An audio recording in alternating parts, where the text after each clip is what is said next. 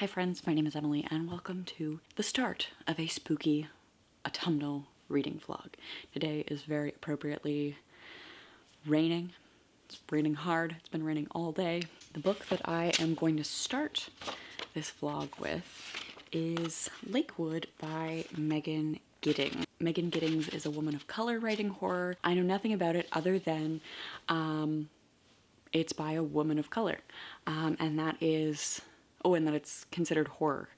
And earlier this year in March, I did a whole month of reading focused on women writing horror literature, women in the genre, speculative fiction and horror. That has been a goal of mine, is to not only expand my reading of horror literature, but like make sure that I'm focusing on different voices within the genre, because I feel like what is carried in your average bookstore, like I currently work in a large format Indigo, so we have a comparatively large horror section, and ours is piddly. It's like almost a full bay of Stephen King. It's a lot of white men, and I know that beyond what is sellable, what is like has a quick turnover in a bookstore, exists. And so it was really important for me this year to, because so much of this channel is like this speculative fiction umbrella, and my fantasy literature interest specifically has been looking at women writing in the genre, how female characters are represented. I thought it would only make sense to do the same for horror. Like, I'd done the same thing for science fiction. Almost exclusively the science fiction that I have elected to read is by women. Horror was the area of like the speculative fiction umbrella that I hadn't really pushed for women's voices. Welcome to the mudroom, a place where we actually have some light. So this book so far, it opens with Lena's grandmother dying. So Lena's grandmother has been like the staple maternal figure in her life because her mother has some undiagnosed illness that results in seizures and migraines and sounds like temporary paralysis of limbs. So Lena has grown up under the care of her grandmother. Lena is a college student an hour away, and she is realizing that because her mother is not in a state to take care of herself or take care of her bills or work, or cover like the previous debts of the medical bills, that she is going to have to step up into this role and provide for her mother. So she is a full-time college student and really should be providing, like somebody should be providing full-time care for her mother, but that's not within their means either. So when a letter shows up addressed to Lena asking if she would like to be, or that telling her that she's been selected to be part of this medical survey, she agrees.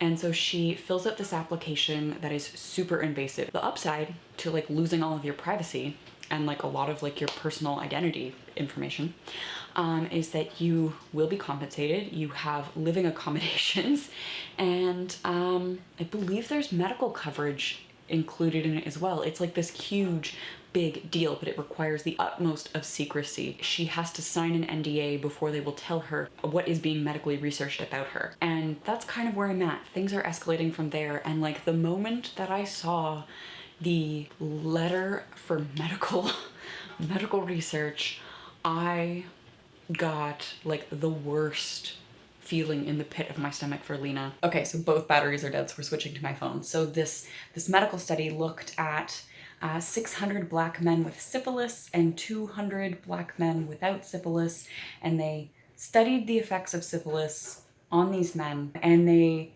had them participate in this study on their health without informing them of what they were studying. And then when the cure for syphilis, penicillin, came around in 1947, the study elected to not give these men the life-saving drug, but instead continue to study the effects of having syphilis long-term. You know, super racist study that went on for 40 years. I will leave links to, I believe the Sci Guys covered it if you're looking for something more like, I mean, as light and jovial as you can get about a racist study. I will leave a link to a couple of different podcasts if you want to learn about this. In reading this story in which Lena has been, like, she doesn't remember filling out any information or signing up to be on the list to participate in medical studies. This survey just showed up.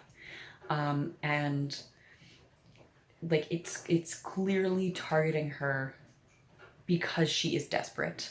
Like, I almost wonder, this isn't confirmed in the book, but I almost wonder if maybe because her mother and her grandmother both have a ton of medical debt, if somehow her name ended up on this list of somebody with a lot of debt, or just in general, debt lists. This like clearly super sketchy survey. We don't even know what this medical research is going to be, but she had to sign away her rights. She had to sign away her like privacy.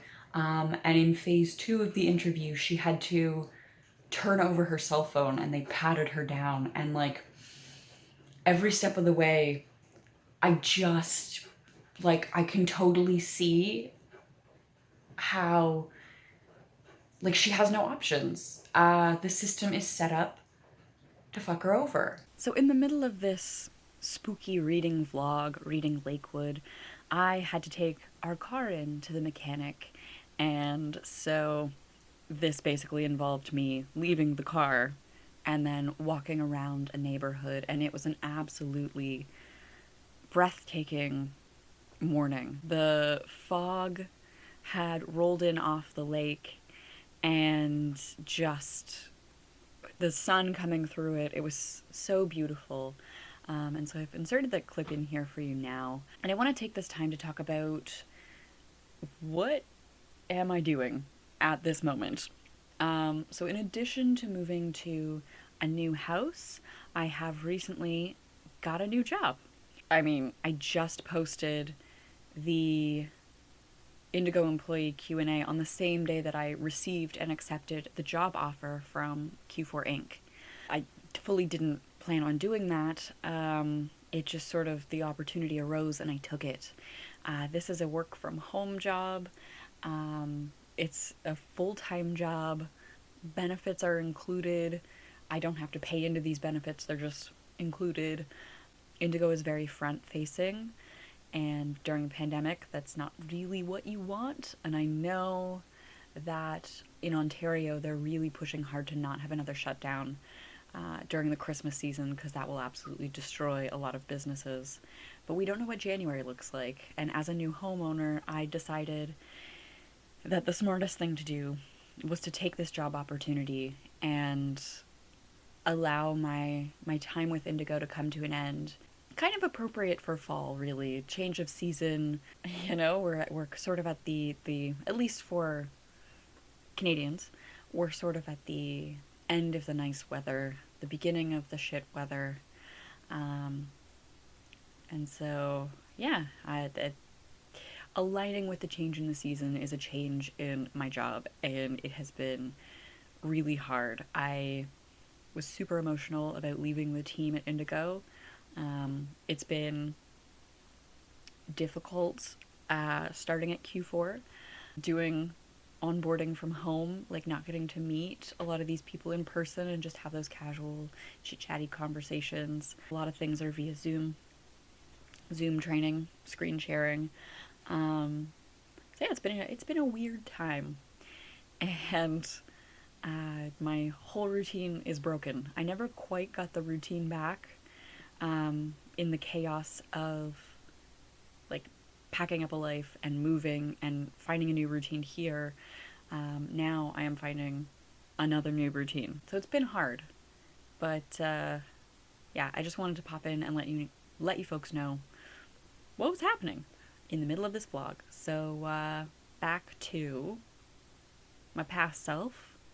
The last time I updated the reading vlog, I was telling you about Lakewood. We were sitting in the mudroom, and I'm getting goosebumps thinking about it. This book, first of all, it's a debut. It is so fucking disturbing. I enjoyed is not the right word, but I was engaged, I was engrossed, I wanted to see where it went because I had all of these predictions. Absolutely loved Lakewood by Megan Giddings, and if you are looking for disturbing, spooky, horrific reads, if you're looking to support BIPOC authors, if you're looking to support female authors, especially within the horror genre, because I think this fits into horror. I don't know where I would put this in the bookstore. Probably comes in as general fiction because she's a woman. If you are looking to have your head messed with, if you are looking to feel like anxious and worried for someone and compelled to finish a book, Lakewood. Editing Emily here. This is the most disjointed vlog ever, but this has also been the most disjointed time in my life. I have 10 minutes before I go back to work. I actually get to try working on a website myself this afternoon. Ooh ah. And so I do want to do a second one of these because actually what I ended up cutting out of the middle of this video, because it didn't go anywhere, was a small TBR of horror books that I want to get to in this fall season. Things to wrap up the video with. There is a live show for the Drawing of the Three, the second book in the Dark Tower series. That is on November 7th. I will be hosting that. It is for patrons at all tiers, so for as little as $1 a month, you can join in the live discussion, and those are always really fun. If you want to support the channel, you want to do a little bit of book club reading, you want to get into the Dark Tower series, that is there for you. Thank you to my patrons who have supported me throughout this more weird and wacky time than normal. This week has been especially bad because I also booked 2 freelance projects at the same time that I said yes to this job.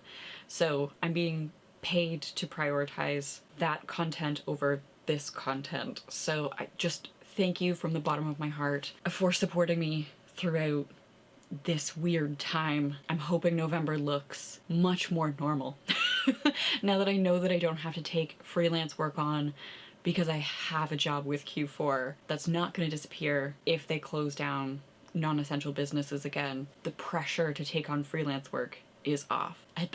Fingers crossed. I desperately want things to be normal. Oh, that's all. Thank you, patrons. Thank you for watching. Let me know your thoughts on Lakewood if you've read it. If not, are you interested in reading it?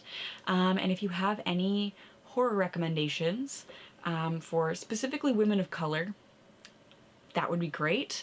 I have read Mexican Gothic. I gotta go to work. Bye.